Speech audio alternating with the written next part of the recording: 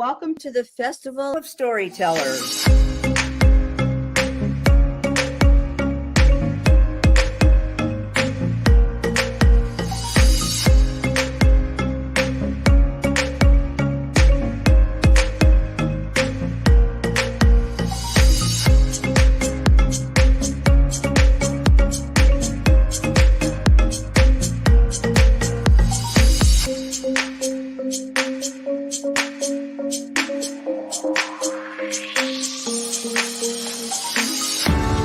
I can't tell you how excited I am to be on right now.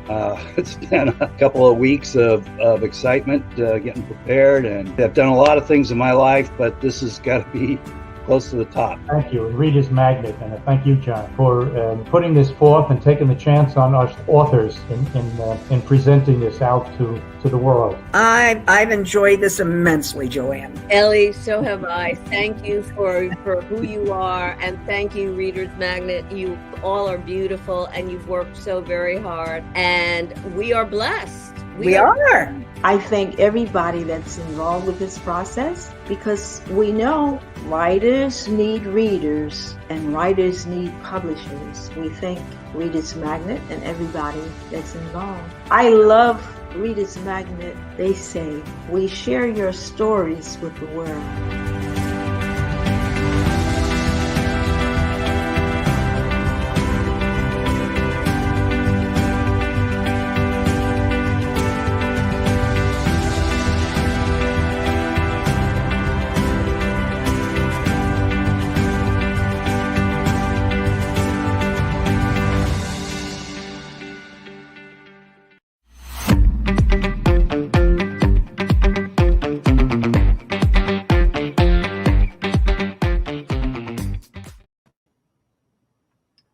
Hello, everyone.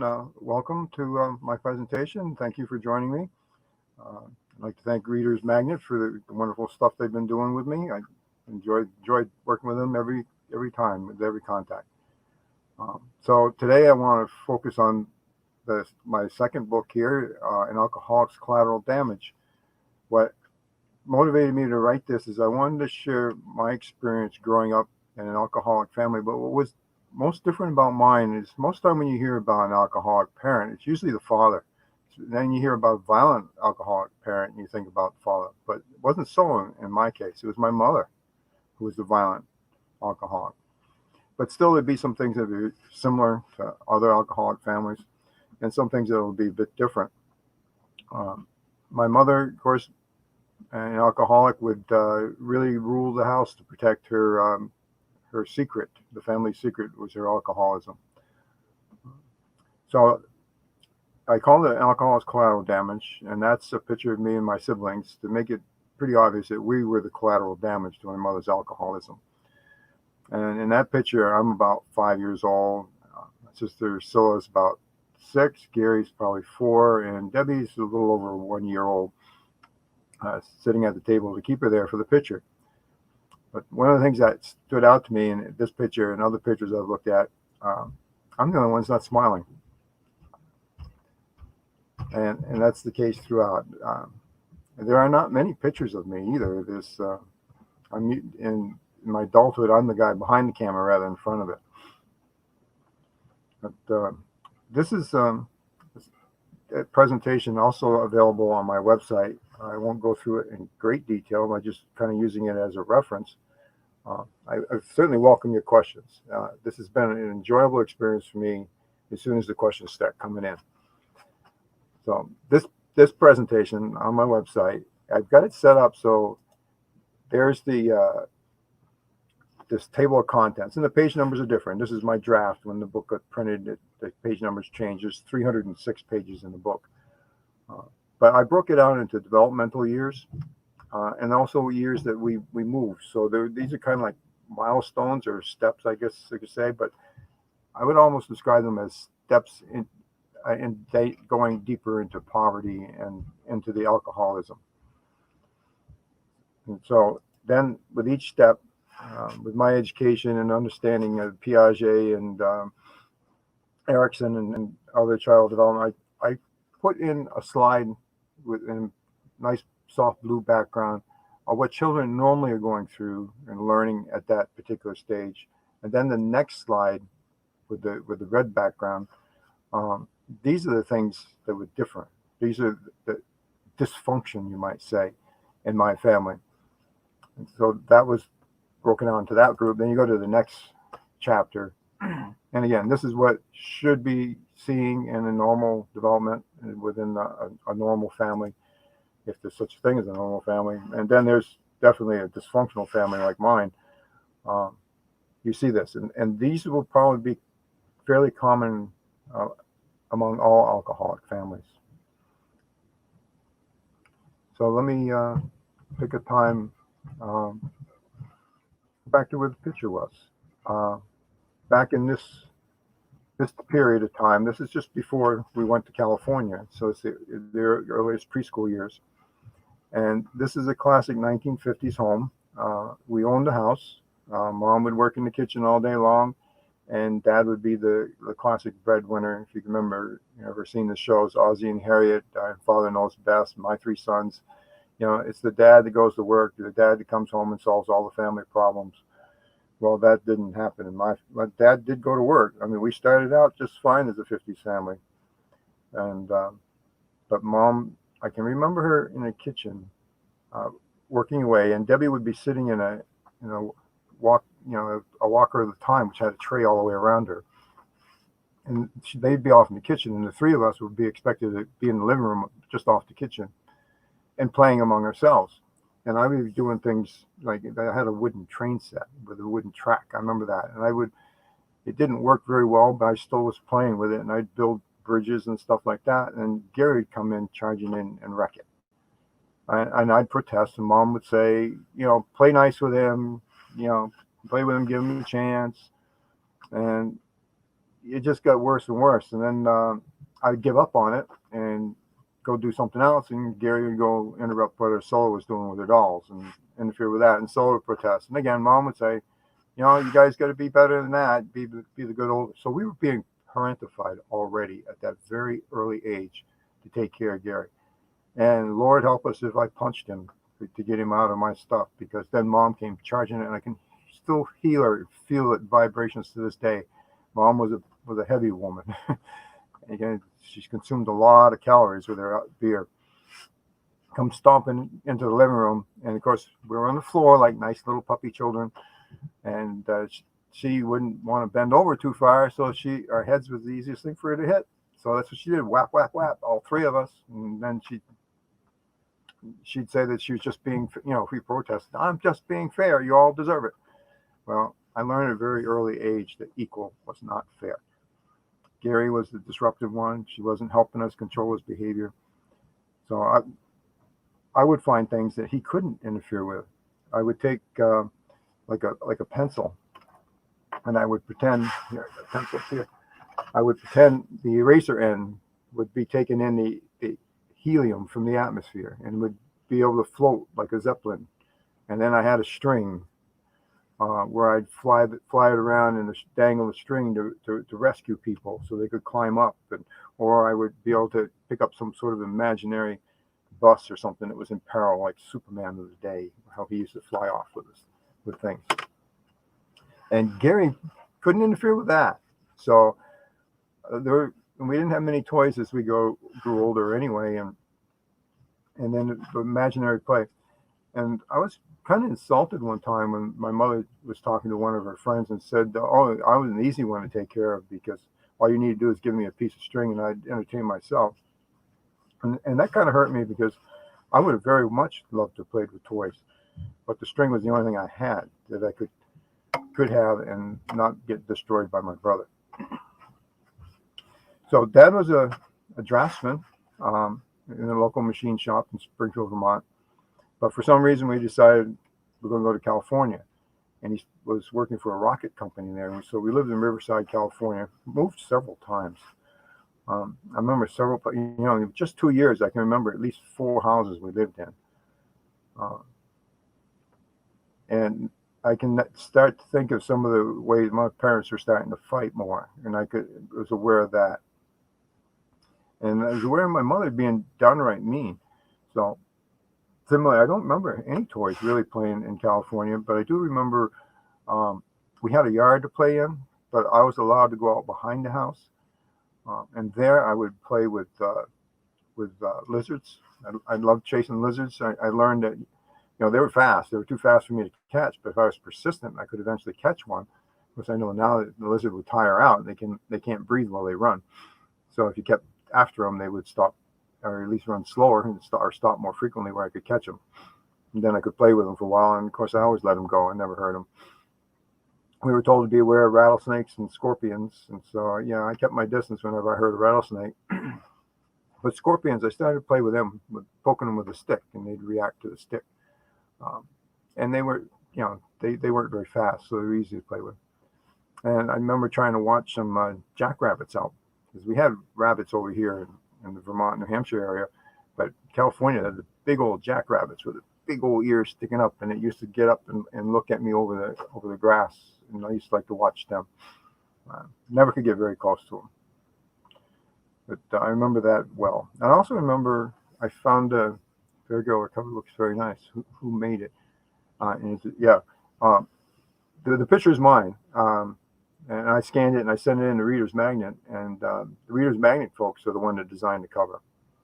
So I think that picture is a perfect picture for my job, for my title there, showing that me and my siblings are the collateral damage. But, thank you for the question. Questions, I welcome questions. It makes this so much easier. But I remember we would find rattlesnakes that got run over in the driveway. And we lived, the last place we lived on was on a convent. And I think probably because my dad was supposed to be part of the caretaker for the lawn,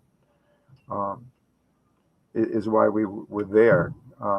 But I don't know for sure. But anyway, I could find a rattlesnake now and then. It got run over by one of the delivery trucks. And I brought one home one time because it was pretty much intact. And Mom says, "Great, give it to me." And she took it and she brought it out to the car and she coiled it up like it was alive and put it on the hood of the car. And apparently my dad was afraid of snakes, because she says to us, "Watch this," as Dad was headed off to work. And he went out the gate and approached the car, and all of a sudden you could hear him yell, and then he came back and he jumped the gate. He cleared it. I was really surprised about my dad, and then ran towards the house, and Mom was just barrel laughing away. And of course Dad got real angry with her, and I never understood why she would want to be that mean to my dad right out of the clear blue. So she went over and took the snake off. Says, "There, now you can go to work." So that was just the meanness of her, and I don't know. But anyway, we ended up I think we were told to leave, and we decided to come back to Vermont. So let me go into there. So there wasn't many rites of passage. You celebrate little things when the kids are little, being able to walk, first words, say mama, dada, that kind of stuff. I don't remember. I should have remembered that for my siblings, but I don't remember any celebrations there. For certain, we didn't have birthday parties, and we certainly didn't go to somebody else's house for birthday parties. So we were still pretty well contained and didn't get out to the public very often. And like I said, like constant disapproval. I don't remember ever being complimented too much on anything. Syl and I, my oldest sister, one time we're trying to reminisce about when times were good, especially back during these times.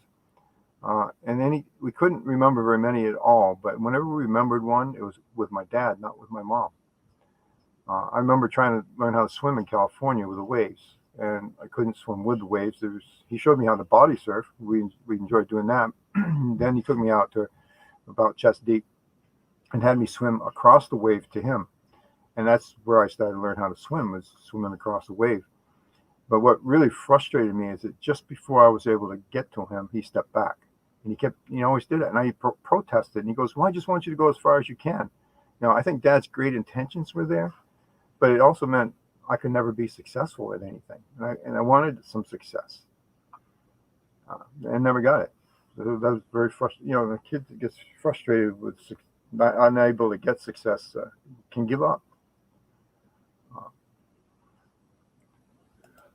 So then we came back, the California grade school years. We were in a Catholic school. It was first, second grade for me, and I didn't have any friends. Obviously, a nun picked up on that, and apparently there's another boy the same way. And I remember the boy's name was Danny, and he had buck teeth that stuck out. So I used to try to imitate him. But she put us together, but we were just together. I mean, we just went for walks. We walked around the playground until the recess was over, and we went back in. So we really didn't socialize. We were together. That's it. So again, no rites of passage. Never went to any birthday parties. So in my opinion, the best prevention for alcoholism, awareness. My grandfather, my mom's father, talked about his father could down a pint of whiskey without even swallowing, just tip it up and drain it. My grandparents, grandma might have had a taste of sherry 3 times a year, and Pop, he'd come in out of the cold pot. We call my grandfather Pop. He'd come out of the cold, he'd take a shot of brandy. That was it. They never drank any more than that. But Mom and her brother, my uncle, were clearly alcoholics. So you see, it jumped a generation. So being aware of that, all right? So I'm not, and I don't think my siblings were. They may have indulged in some alcohol along the way, maybe excessively, but they certainly were never alcoholics. So I really, really worried about my daughters. So I strive. My wife comes from a family where they didn't drink at all. So I really strived with the education. And I was the first one to go to college in my family. That's what I studied, science. And whenever I had to write a paper or something, I looked into the alcoholism. So I think education is there. And they talk about to this day, and they still haven't found the gene. But even when I was going to college in the early 70s, they thought there might be a genetic predisposition for alcoholism. But I also learned that we all have genes. It takes in a stimulus from the environment. So if you have that alcoholic gene and you don't drink, you can't be an alcoholic. It just wouldn't happen. So being aware of that. So self-aware. So the damage is done, though. I was glad to successfully avoid it, and for my daughters and hopefully my grandchildren who are coming of age now. And it all looks good. We're all an educated family now. We're all college educated. And my granddaughter now, she's going to the same college I went to. I'm so proud of her. St. Michael's College in Colchester, Vermont. It's a great school. But the damage is done. How do you help the people who are involved in alcoholism? That's my point for writing this book is to look at the little things that came along the way. How does alcohol drinking affect my family? Well, I learned some traits which is typical of growing up in alcoholism, the perfectionism. I already mentioned earlier that I could never do anything right, but I kept trying. So I'm a bit of a perfectionist. Oddly, so is my wife. I think she's worse than me. But I'm more tolerant of mistakes that my children have made. So I think that too. And and alcoholics, they're famous for, and we learn this whether we become alcoholics or not. They're famous for doing a project and not finishing it through. And I've kind of overcompensated for that. Is that I won't even start a project until I have everything in the row and everything I need in order to do it. And I get very angry at myself if I have overlooked something, so that I have to stop the project until I can get what I need to finish it. So that has affected me and my family. But also, I take pride that even though I am overcompensating, that I do meet the needs of my family, and I meet them very well. And I'm there for them. And it doesn't matter whether it's the middle of the night and they call me, I can be there. And my mom was, she drove my dad out. By the time I was 11 years old, he was gone. She's very violent. I can recall several times she beat him badly, knocking him unconscious at least once, maybe twice. And she hit me, knocked me unconscious one time, and that's where my eyes have since then gotten worse and worse over the years. So there's clearly some brain damage with that. I can't. One eye just does its own thing. So I function basically with just my left eye. So I never spanked my children. So it certainly, I learned that. I went to college and learned about the child development and disciplining a child. And me personally, there's no alcohol in my house. There's no tobacco either. We do just fine without it. But I'm also very uncomfortable if I go someplace where there is alcohol. Typically I won't go if I know there's alcohol being served. But if I end up at a place and I was surprised about and alcohol is being served, I will exit. I will certainly get out of that social environment before anybody gets consuming alcohol to excess. I wrote another book earlier. Let me bring the cover over. I called it A Cop in a Small City. This is about my police experiences. And I sought out DWIs with a passion. And I had 100% conviction rate. I did that well. I understood how to describe an alcoholic. The scariest time, and I faced people down with a gun as a cop. And I got to say, the scariest time is when I was that 5-year-old child in the backseat of a car with a drunk driver, my mother beating on my father as they're fighting, threatening to drive the car into the tree and kill us all. And then when the tree goes by, and then the next thing, well, I'll drive into that bridge and kill us all. Those were scary times. Back then, those cars, they didn't even have seatbelts. It wasn't even an option. For some reason, I had intuition to, if I could crunch down behind the driver's seat and in front of a back seat bench, that I would be safe. And of course, my siblings are all screaming every time my mother's threatening or swerving the car. She's beating my father in the car, swerving. And they're screaming, and I'm just pulling down and tuning out. And so this is the day I die. I accepted that several times driving down the road. So that has definitely had a profound effect. I mean, and that's probably why I can't be around alcohol, because I just don't want to be in those situations. But certainly as a cop, I was involved with many intoxicated people. And again, I was more concerned about their family. And also I realized, because we grew up in poverty, so when I would find somebody who was intoxicated, and lots of times people would call and complain as an intoxicated person walking in the road or something. My choice was to bring them home rather than to bring them to jail for the night. Why should we take the responsibility for this drunk in our jail? Because they would act up in the jail, and we'd have to do something about that too. But if I brought them home and they stayed home, then I wouldn't have to worry about it. If they get them back out, certainly I'd lock them up for the night. You go home, you stay there, and you won't have to spend the night in the jail. And that worked really well for me.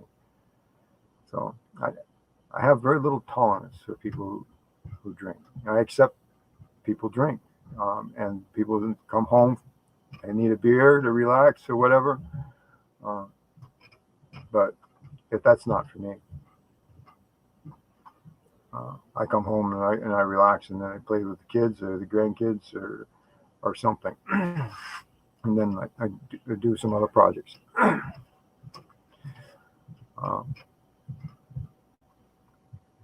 So I welcome any more questions. But I can go on to explain any of these. A little bit about that book. That one's dedicated to my granddaughter. I was always the one. I taught my daughters to drive. We did foster care for 30 years. Any of the foster kids that came of age, I taught them to drive. And I taught my grandchildren to drive. But my granddaughter, the one's going to my alma mater now, as we driving around, we'd be driving around the city of Claremont, where I was a cop. we go by a place, and I just recount a quick story just to kind of break the tension. And so it got to be a tradition. Every time we get in the car, and she was either driver's ed or taking her driver's ed or just taking out practice driving, I tell her a police story, and she'd say, "Papa, tell me one of your stories." And then she'd add, "I like the ones with the jerks." So I promised to put those together in a book for her someday. But and I did. All I did was, and I wrote most of it while she was attending driver's ed classes. And I was sitting in the car waiting for her, and I had my laptop, and I just type up a story, put it in a file.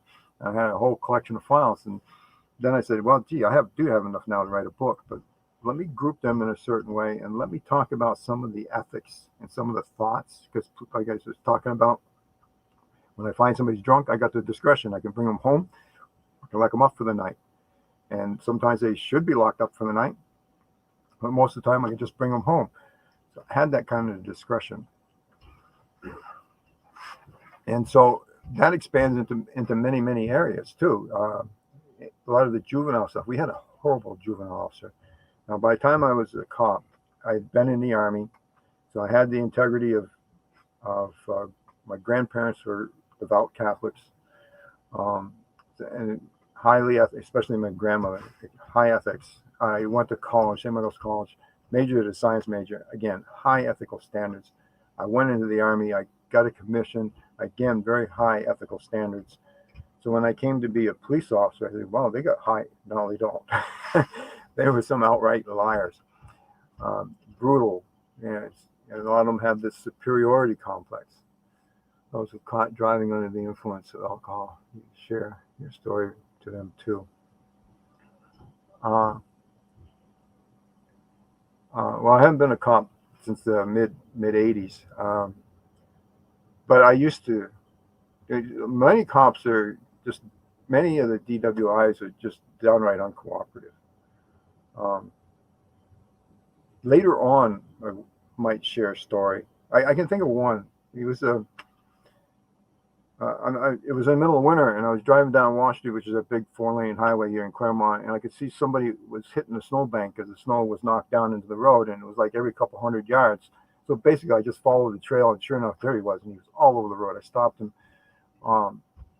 I didn't recognize him, but when he gave me his driver's license and the registration, the car was registered to his business. He was a major businessman here in the community. And I filmed my profit. This guy was drunk. And, did field sobriety test. He almost fell down, so I stopped the field sobriety test. So I made the arrest. And, of course, he had the ability to hire a really good lawyer, and he did. And the lawyer hammered me before the hearing, but then the hearing time came, and the lawyer stood up and said, "My client wishes to plead guilty." And then on the way out of I said, "Well, gee, that's a change." But then again, he was like a businessman. He didn't want to go to the humiliation of a cop publicly describing, because it was all in my report. My report were great details. And he came to me as we were headed out to court. I was surprised, and he wanted to thank me. He said that he knew he had a problem, and he just knew he needed help. And with this arrest, he went and got help. So there's some real positive outcomes to that. But most of the time, there wasn't, even though I tried to talk to him. I had better luck talking to the drunk that's staggering on the street and the effects on his family than I did the guy that was driving the car, because that's the classic. They blame the cops being overzealous than that. But they're literally falling down drunk. They don't belong behind the wheel. But I say, in that one, I had 100% conviction rate, and I challenge you to find any cop that was out there for 6 years like I was, making DWI arrests that had 100% conviction rate. And in fact, one of my FTOs, field training officers, said, "Don't write too much. The more you write, the lawyers can pick apart." Well, if you're not a science guy and you barely graduated from high school, I can imagine you can't write a very good report. But I was used to writing science reports where I can describe in every great detail about my observations. The car, like I just described, the car was, I didn't even try to set out to prove it was him that was sitting at snowbank. I don't feel I needed to, but that's what got my attention. And then when I caught up to his car and the way it was driving across several lanes back and forth. And they did hit the snowbank too. And then I stopped him. That kind of detail. And that guy was trying to tell me, well, he made a DWI arrest, and if he wrote 4 sentences, I'd be surprised. I write 4 pages of detail when I made the arrest. But if they were willing, I certainly would talk to them and try to get them to understand the people that was affecting them. But I had better luck with people, the non-DWI drivers. The people I'd encounter, the domestics, for instance. When you go into a domestic situation, when the cops show up, it's never good. It's usually really bad by the time the cops get there. The kids are screaming. It's kind of like, look, folks, look what you're doing to the kids. I had better luck talking to them there, but I certainly didn't.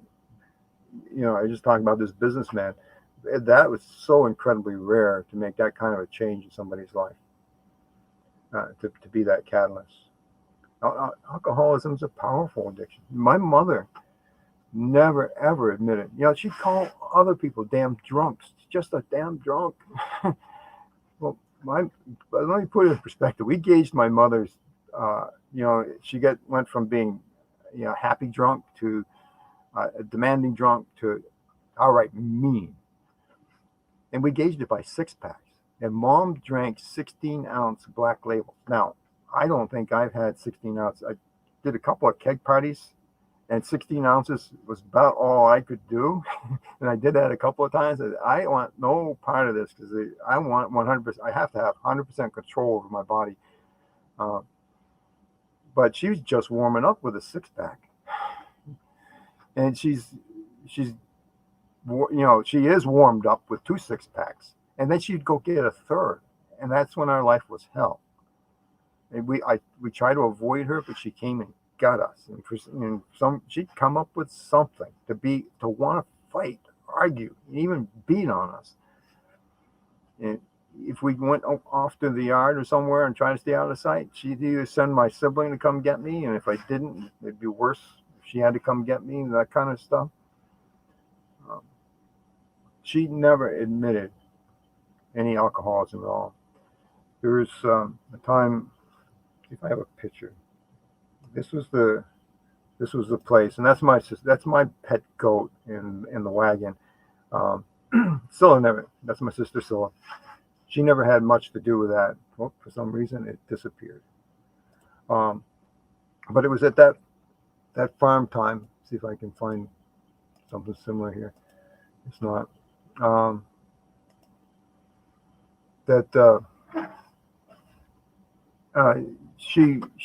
thought it'd be cute to have a picture, and wanted Sola to do that.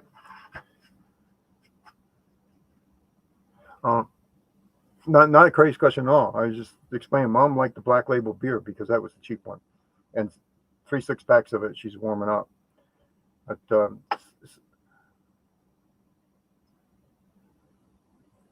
yeah, thanks. But anyway, when we were that age, I was trying to show somehow my picture just disappeared. But we were about 11, 12 years old, and we knew that Mom's drinking was having a profound effect on our family, and we really, truly wanted her to stop. And once in a while, my mom would go for that 4th 6-pack of beer, as unbelievable as that seems. And Mom never went to bed until the beer was gone. But when she had 4 6-packs, that she just couldn't handle the 4. I know a lot of people can't handle 1, but my mom, she was a pretty big woman. I think I got a picture of her here. Yeah. This was my mom. So she was a hefty woman. So she was big, and she overate every time she drank too. But there was one time she went to bed and there was beer in the fridge. So Scylla and I made a sign that said, "Please stop," and we put it on him. And then, of course, we're really, really nervous about it, and we're talking about it. And then we're starting to say, well, when Mom gets up, she's going to be sober. She's going to see that, and she's going to be all upset with us, and she's going to be crying, and we didn't want to do. So we took the sign down. A few weeks later, we managed to get the courage to go see her when she was drunk. and she was running around the 2 6-pack area, and so she was pretty happy. She wasn't mean yet, anyway. And we went to her and tried to explain to her what it was doing to us. And it was a big crying event. We're pouring our hearts out. Mom's crying, and I think, wow, maybe this is going to work. So I went back outside to where I was playing with. Sola came and got me to go talk to Mom. And I'm playing away, and then Mom and Sola come out a few minutes later. And Mom says to me, she says, I already asked your sister, and she's okay with this. But, when I start drinking, I can't stop. That's the closest I ever remember Mom admitting she had a problem. So I want to buy this one last 6-pack of beer, and then I'll never buy it again. I knew then, my heart just fell. I knew then it was all that was for nothing, and that Mom would never stop drinking.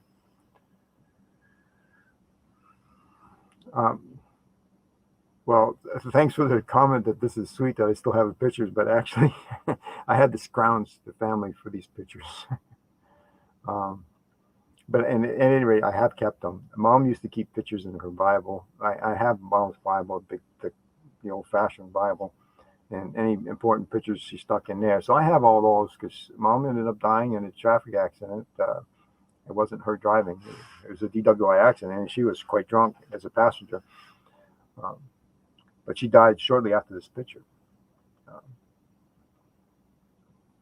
And she's in the kitchen, and that's my recollection. As I started this presentation, I talked about us being, when I was 5 years old, that we would be playing in the living room. Mom would be busy in the kitchen like this. And can't see it, but my bet is there's a bottle of beer somewhere, because I can tell by her posture, the way her hair is put up. Mom's running more than a 6-pack right now in that picture. Probably not over 2, because she'd pretty much be confined to the chair watching soap operas or some show on TV. The fact that she's still active in the kitchen, she's running somewhere around 1 or 2 6-packs of beer.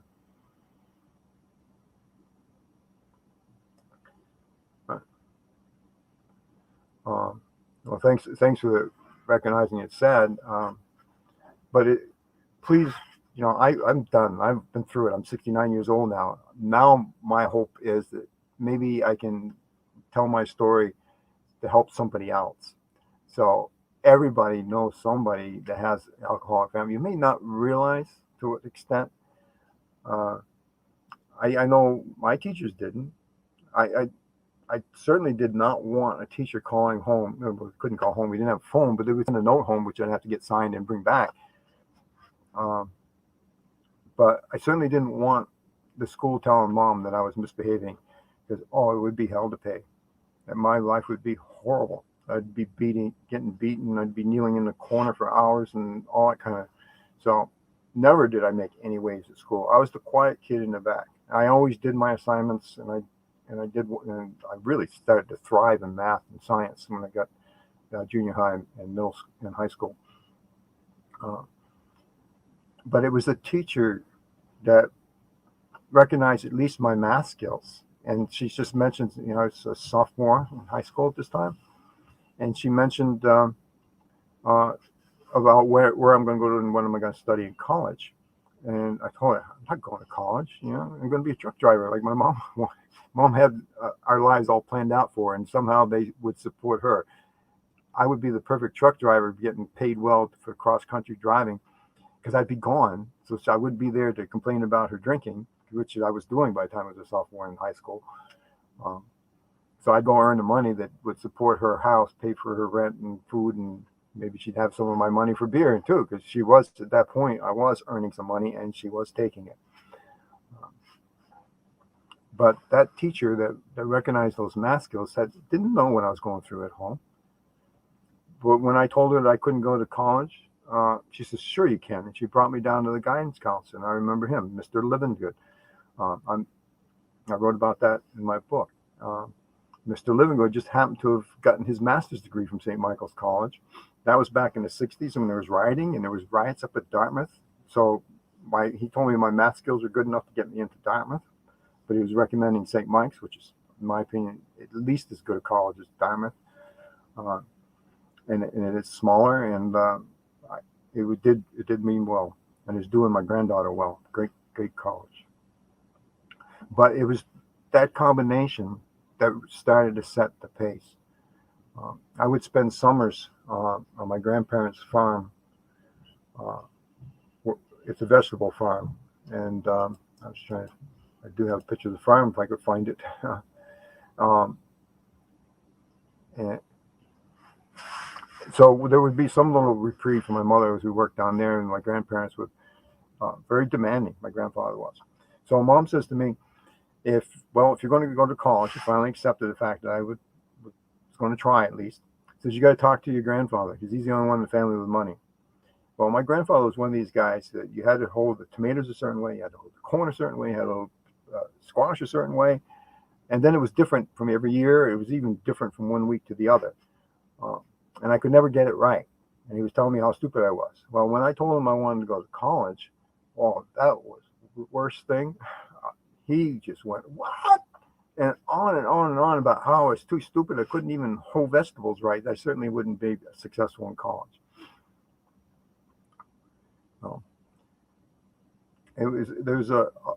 My family really worked against me, and even I explain at the end of my book that there's some emotional times, when I asked Mom, I want to keep my money so I can have a bike so I could join my friends. And my friends were complaining that we didn't have a phone, so that they couldn't call and make arrangements so we can do things together. So eventually I again cried to Mom, I want to keep my money, I want to be able to pay for a phone. And of course the phone had to be in her name. Well, similarly, when I went to when I was destined to college, I saved my money and I started to put it in the bank. But back then minors couldn't have bank accounts. You had to have an adult on that account too. So that would be my mother. Well, after my first semester at college, and I came home. Now, mind you, minimum wage back then, it went from like 95 cents to $1.15 and then maybe $1.45, but it's in that area where it's right around $1 an hour. So I had $845 still in my account. That's a lot of hours of working. I came home and it was wiped out, totally spent. And I looked at, and the way I found out was that I came home for the winter break, and I got a job, of course, a couple of jobs. I was working for the farmer, I was working at the hospital, emergency room as an orderly, and saving all the money I could. And so when I got that one of those checks to go deposit it, I got my bank book, and back then you withdrew money by using your bank book. You deposited money with the bank book, and I could see that I had $8 from $800 to $8 in my bank account. And I could see the withdrawals. There was a $225 withdrawal in the beginning, and then after that was 10, 15. So the 225 withdrawal was Mom met Frank, and they married at some point. I don't remember whether they were married at this time or not. But he got arrested for DWI. And of course, it wasn't his fault. It was the overzealous cop. But he had to get bailed out of jail. So they went to one of my mom's favorite places to buy her beer store, a mom and pop store, Frenchie's was the name of it. So they went to Frenchie. He gave him the $225 to bail him out of jail that night, but he had to be repaid the next day. So she repaid it from my account, which wouldn't have bothered me too much had they replaced it. But instead, it just kind of opened the flood chambers, and Mom just started withdrawing at $10 and $15 at a time. I recognized that's the kind of money she needed to get drunk, and that's what she was doing with my money. And I needed at least $200 and some odd dollars to buy books and stuff to go back to college. So I got thinking, and I explained this in my book, that I knew enough about how the system worked that if you didn't have the bail money, you went to jail. So I said, I want my money back, and I'm going to go to the police to get my money back. Now, the police would have just blew me off. I know that now. Deal with the courts. But that scared Frank enough and he was getting a disability check, that he repaid that $225. But I never got any of the other money back. I worked my butt off, and I managed to get back to school. But, Mom used to say, the kids come first, and her kid's this, and no, it's not. What kind of mother does that to her son has a future? What kind of mother beats her kid so hard, knocks him unconscious, so the permanent brain damage and one eye doesn't work right? She may have been a loving mother, but the alcohol did the damage here. So yeah, I have some really strong feelings there, and they're in conflict. I did love my mother, but I hated my mother. I hated my mother when she was drunk. I loved my mother when she was sober. And then mom died in the accident. My older sister has recently died. None of them had any means, and now, I'm doing all right financially. So I'm, like my grandfather was the one with the only money in the family. I think I'm the only one with the money in the family. So I'm the one that pays for funerals these days, I guess. It's sad. It's a rough life, and I certainly wish I could help other people try to get out of that so they don't hurt other children and other people, other loved ones. Do I miss my mom? I guess I'll honestly say no. What was happening, I'm trying to figure out how to work it into I'm writing a sequel to this too about how I dealt with this as an adult. But keep in mind, I went to some very high integrity things. And I was a police officer, and I'd come home and mom would be there. My wife was naive. Like I say, she came from a family, but they didn't have any alcohol, drugs, or anything. So my wife was very naive. And I'd come home and mom would be sitting there in my living room and she'd be drunk. Now, we lived in Claremont. She lived in Charlestown. It's a good 8-9 miles on the road. So, of course, told her to get out. I told her again and again, don't come here when you're drunk. And I had a 2-year-old daughter. I didn't want her exposed to this. So get out. So now here I am. I'm a cop walking into my house in uniform. My mother's coming out and driving home drunk. So many times I thought I should call the police, but I didn't. But one thing we were building the house that I have now, very pretty nice house, and 16 acres on the edge of the Claremont. I got a really nice home for my family. I did not want my mother coming here drunk, and if she couldn't respect that, then I was getting ready to tell her, Mom, you're not welcome at my house at all. I'll come see you. If you're sober, we'll stay. If you're not, we'll leave. That was and I got to encourage people as an adult. You set the standards when you're dealing with that alcohol. You do not have to take it. And that's what I was finally getting to do in my mid-30s. But that's the time Mom died in that car accident. So in some way, I was relieved. Do I feel guilty? Yeah, well, I don't know. But that was one problem that was solved for me, I guess. How it all started. Is there a reason she was like that? No. I think it was kind of in the genes. Like I said, my great-grandfather, who I never knew, was clearly an alcoholic. My grandparents were not. I learned that it does often skip generations. So there's some foundation for a genetic influence. Perhaps, Mom used to complain about my grandfather being too controlling, and indeed he was. Hopefully you picked up on some of that, about how nobody could ever do anything right around him. So when she got the freedom, she got married right after she graduated from high school to my dad, perhaps too soon, but it got her out of his control. And without that lack of control and her preponderance for alcohol, I think that's how it got started with her. So it wasn't an event that she's trying to drink to forget. But of course, then it was a snowballing, compounding, exponentially thing. Is the more she got drunk, the worse her relationship was with my father. The more my father, I think, tried to control it. She basically drove him away, violently drove him away. And then we used to hear just some constant, how no good he was. He's not a man. And I'd hear this from my grandfather too. No man leaves his family like that. Well, my grandfather, you don't know how my mother beat my father.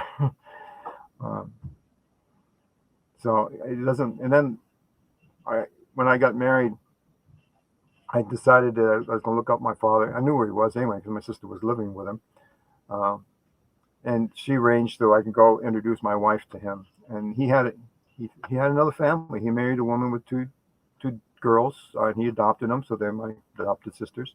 Had two more children, so I got a half brother, half sister. He raised that family just fine. So it wasn't him, it was her. And I think it was that preponderance. Then suddenly, no control. My dad couldn't control it. It just took off. But there wasn't an excuse.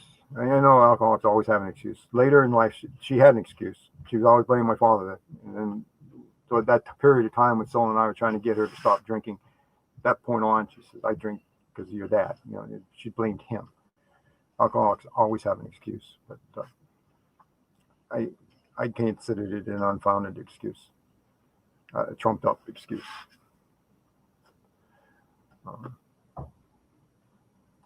But rather than dispel excuses, I don't think my mother would have ever reformed. All I could do was to shelter my own family from her. We, like I said, we tried when we were 11, 12 years old. Then constantly, all through high school, complained about her drinking to herself. And that's when she fired back. "It's your father's fault." "No, it's not." And then, the irony of it is, it got so bad for my sister is that I think it was in her junior year of high school, she would go to my father's house for the weekend just to get away from her. And Dad lived in Windsor, Vermont. We live in Claremont, there, almost directly across the river from each other.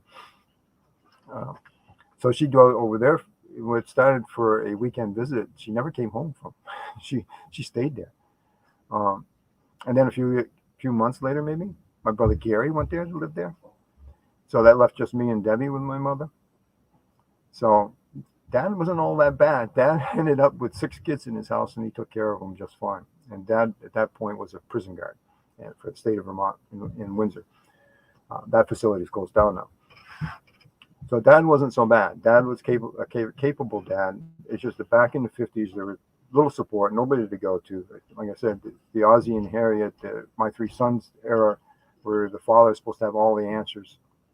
Yeah, and there was even a show, Father Knows Best. But there was no support for him. And,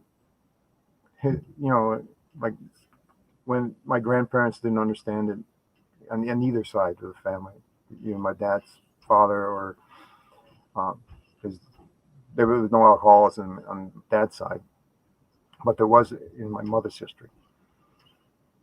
So again, I deplore people, as you read my book, think about the people around you. Hopefully you're not suffering from it, but if you are, there's hope. Look for some help somewhere. There is help. I didn't take it. Well, there wasn't it there for me, but I got a few cues to help me set myself straight. And then once I got to college, then I made a concerted effort to study it. I tell teachers that, you got a classroom of 20, 25 kids, guarantee you get at least one in there that's going through what I did when I was a kid. It'd be the quiet one in the back that never gives you any trouble, or it might be the one that gives you a lot of trouble. But the one that gives you a lot of trouble is the one that gets the attention. So some encouragement for people going through what I went through, some attempt to explain to somebody who didn't go through what I went through that they probably know somebody who is. So maybe that can help. But I also recognize there are going to be people that I arrested, people like my mother, that are never ever going to change. For some reason, they just don't have it. They're just too deep into it. Nowadays, and I dealt with them, police, and then I did some case management for county corrections. There's some hardcore drug addicts, and again, most of them don't have enough education to get a good job, so they're forced to go back to selling drugs to make the rent payment, that kind of stuff. So there's some people that are trapped in that world. There's no easy solution, right? There's help, and we need to find that help, and somehow, at least the next generation, let's try to look to the younger generation and try to keep them from falling victim to it too.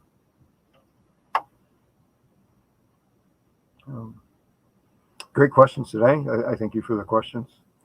Um, this is a very, very broad topic. So both books I wrote was trying to get people to understand what it's like to be a police officer, what it's like to be in an alcoholic family, particularly a violent alcoholic family, and unusually with a violent mother. Um, so that's hopefully a different perspective. Some of the police, I write about some very, very good things that makes it very rewarding to be a police officer. I wrote about some experiences, some really good cops, and I wrote about some experiences with some really bad cops, some brutal cops. And then if you check out my website, you'll see I have some presentations about how helping them reform. There's always a reason why people are, yeah, I agree, whether it's a valid reason or not, people get addicted. And then the drug addiction, I think, is an even more problematic. Once they're addicted, there's a physiological change to their bodies. But drug addiction, it could be a permanent neurological damage to their body too. It depends on the drugs, and most of the time it's a combination of drugs, so it's a combination of problems.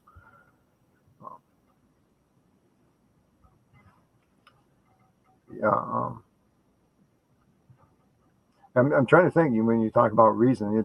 Like I said, when I was in high school, Mom blamed Dad for her drinking, but he's the one who got me started. But of course, it was never her fault, of course. But yeah, I can remember Dad coming home from work and there being a fight, and I realize now. No, my mother wouldn't admit she was an alcoholic, so she wouldn't go to rehab. Thank you for that question. And my father ended up going to the New Hampshire State Hospital because he contemplated suicide. That is the only help that I knew back then. We're talking in '60s here. I don't think there was rehab. We had a social worker that would come to the house, and there was times that Mom was drunk. That social worker never picked up on it. Where we lived, yeah, this is the picture I dropped. When we lived at that farmhouse when Solo was with the goat, we lived there 3 years. That was unusual, but one of the longest places we ever lived at. But in the wintertime, because it was spring fed, the water froze. We went all winter without water. The rent was $50 a month. So Mom said to the landlord, if you can't fix the water, I'm going to pay the rent. Well, he was happy with that. He could give up the 3 months rent. It was a lot cheaper than fixing the water. We'd go all winter without. And I think what finally culminated it is that we had a visit from the social worker one day, and then after she left, we were always sent outside. We never were allowed to mix with the social worker. Social worker never talked to us. Mom says we got to move, and then she said something about Debbie said something she shouldn't have. So again, Debbie exposed a secret that I suspect that some teacher picked up on Debbie being a stinky kid and reported that, and then they in turn questioned Debbie, and Debbie probably right out told them, we don't have any water at home, we can't take a bath. And that's probably how the social worker got a hold of it. All right, well, I see you used up our time. Kim, police officer, you should have done something to save her. How? What? What could I have done?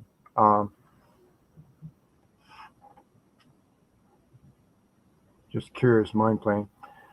Yeah, well, okay, thank you for the mind playing, and I absolutely didn't. I mentioned that she'd be at my house and I'd kick her out, and I'm telling her I don't want anything to do with her when she was drunk, and I didn't want my family exposed to it. But I also felt really, really guilty about her driving away from my house drunk, and contemplated calling the police. Had I thought a DWI arrest would get her to change her mind, no way. Her second husband blamed the cop, didn't blame his alcoholism. I really think and we tried, we poured our heart out. We were little. I don't think my mom would have been receptive to go to any. She'd have been in jail to get any cooperation. But thank you for the idea, and of course I have played that what ifs many times through my life. we went to my grandparents to enlist them for help to try to convince my mother to stop drinking or whatever, all to no avail. So I guess I can say is please recognize that people who are trapped with that alcoholic, the damaged ones, they're kind of helpless too. And if I can say anything, and I just was talking about, Mrs. Reaney was her name. I'm sure she's dead now. She was the social worker, and with 30 years of foster care, I know social workers sometimes let things go because if they act on them, then they have to find a place to put the kids and all this and that, and they don't have the money in the budget to pay for the rehab they need. So there was a social worker in our lives that didn't do anything for us when we were kids. So, all right, well, I've gone over. Thank you very much, Red, for all this. My website's been scrolling across the bottom of the page there. An author, G. Michael Sanborn at GoDaddy websites. I'm on Twitter, GM Sanborn, Instagram, Facebook. So just search G. Michael Sanborn. I'm sure you'll find me. And I welcome your emails at gmichaelsanborn@gmail.com. So thank you very much for joining, and thanks for the challenging questions.